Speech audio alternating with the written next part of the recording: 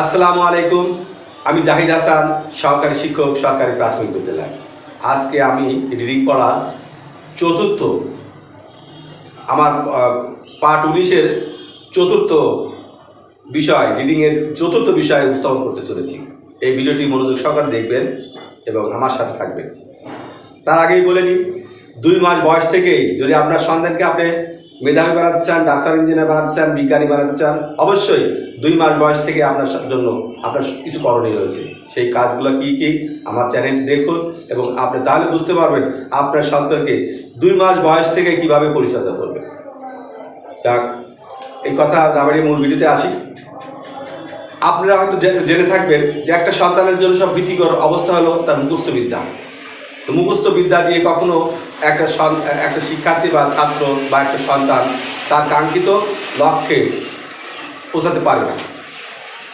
আর মুখস্থ বিদ্যাটা একটা ছাত্রের জন্য ভয়ঙ্কর, ভীতিকর।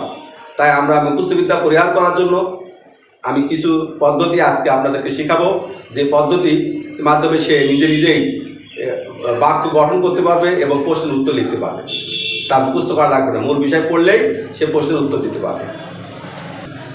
বোর্ডে আমার এই বোর্ডে 2টা ছবি দেখতে পাচ্ছেন। এখন আপনার সন্তানকে জিজ্ঞাসা করুন কিভাবে আপনি শেখাবেন। দেখেন, অনুচ্ছেদ লেখন বা প্রশ্নের উত্তর লেখন কিভাবে শেখাতে হয়। ওকে জিজ্ঞাসা করুন এটা কিসের ছবি। ও হয়তো বলবে পাখির ছবি। তো ঠিক আছে, পাখিতে তুমি একটা বাক্য বলো তো। তখন ও বলবে পাখি গান গায়, পাখি উড়িয়ে বেড়ায়। আবার ওকে জিজ্ঞাসা করুন এটা কিসের ছবি। তখন সে বলবে গাছ। গাছ দিয়ে একটা ছবি বলো, বাক্য বলো তো। তখন সে বলবে গাছ গাছ আমাদের অক্সিজেন দেয়, গাছ থেকে আমরা ফুল ও ফল পাই। আবার ওকে আরেকটা ছবি দেখে বলুন এটা কিসের ছবি। তখন হয়তো বললো এটা ঘরের ছবি। ঘরের ছবি, ঘর দিয়ে 2টা বাক্য বলো তো। তখন হয়তো বললো আমরা ঘরে বাস করি, ঘর আমাদের প্রিয়। এইভাবে তাকে কি বাক্য গঠন শেখাবেন। কিভাবে? এই ছবি দেখিয়ে দিকে, শব্দ আকারে।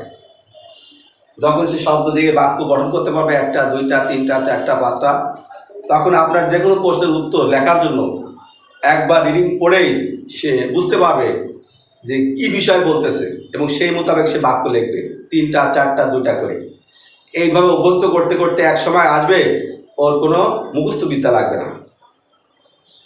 ও নিজেই প্রশ্নের উত্তর করতে পারবে। তাকে মুখস্থর দিকে আর খেয়াল করতে হবে না, তার মানসিক চাপও পড়বে না।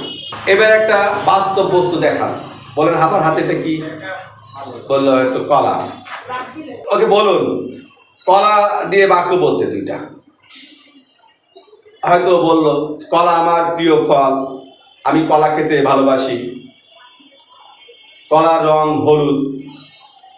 বলুন এটা কি। কলম। কলম দিয়ে বাক্য বলো তো 2টা। ও বললো আমরা কলম দিয়ে লিখি, কলম জ্ঞানের প্রতীক। বই হাতে করে বলুন যেটা হাতে কি। ও বললো বই। বই দিয়ে বাক্য গঠন করো তো। বই, আমরা বই পড়তে ভালোবাসি, বই থেকে জ্ঞান অর্জন করি। এইভাবে বাক্য তৈরি করা শিখবে। এইভাবে 1টা 2টা বাক্য তৈরি করতে করতে 4টা 5টা 10টা 12টা করে বাক্য সে তৈরি করতে পারবে। যত তার দিন যাবে, যত সে উপর ক্লাসে উঠবে, 3য় শ্রেণী 4র্থ শ্রেণী 5ম শ্রেণী 6ষ্ঠ শ্রেণী, তার লেখার দক্ষতা বাড়বে, বাক্য তৈরি করার সৃজনশীলতা তার কিন্তু তৈরি হবে। তখন সে যে কোনো পড়া 5 বের 6 বের রিডিং পড়েই অনায়াসে সে উত্তর লিখতে পারবে। তাই আমি বলবো আমার এই কৌশলটি ফলো করুন এবং কৌশল মোতাবেক কাজ করুন। তাহলে অবশ্যই আপনার সন্তান আর কোনো বিষয় নিয়ে মুখস্থ করা লাগবে না। যে কোনো বিষয় যখন সে বাক্য গঠন শিখে ফেলবে, সে ইংরেজি হোক আর বাংলা হোক, বিজ্ঞান হোক সমাজ হোক, যে কোনো সাবজেক্টের বিষয়, তখন সে বাক্য গঠন শিখে ফেলবে অনায়াসে। আর একটা প্রশ্নের দেখে সে প্রশ্নের উত্তর করতে পারবে। যাক, আজকে আমার এই রিডিং পড়ানোর চতুর্থ পার্টটা আজকে মাধ্যমে আমার রিডিং পড়ার বিষয়গুলো আজকে শেষ করছি। আল্লাহ হাফেজ।